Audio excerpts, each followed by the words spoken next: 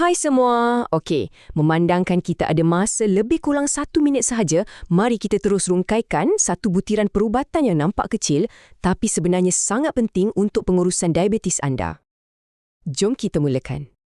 Pernah tak anda terfikir, adakah panjang jarum yang anda guna tu sebenarnya bagi kesan pada badan? Ya, betul.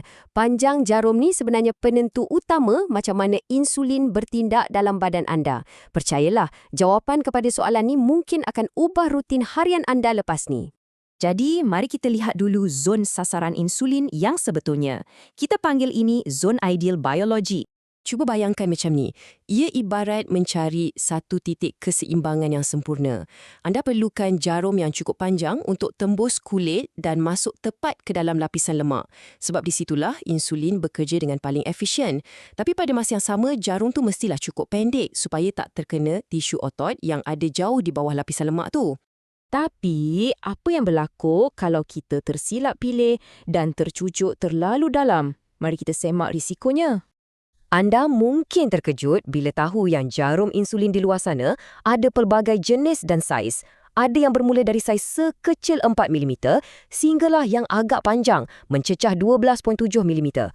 Beza tu memang sangat ketara tau. Ini realitinya. Kalau anda guna jarum yang lebih panjang, risiko untuk anda tercucuk terus ke dalam otot adalah jauh lebih tinggi. Dan kajian pun dah buktikan benda ni. Kesannya, anda bukan saja terpaksa menahan sakit yang sebenarnya boleh dielakkan, malah yang lebih menakutkan, paras gula dalam darah anda boleh menjunam turun secara mendadak. Okey, jadi apa jalan penyelesaian terbaik daripada pakar perubatan? Pakar klinikal sebenarnya sepakat mengesyorkan satu saiz yang sangat spesifik ni, iaitu tepat 4mm.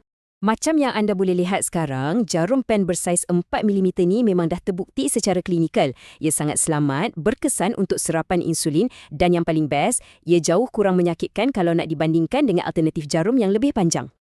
Okey, cabaran 1 minit kita dah hampir tamat. Saya nak tinggalkan anda dengan soalan mudah ni. Adakah anda menggunakan saiz jarum yang tepat untuk badan anda? Cuba semak semula bekalan insulin anda hari ini juga.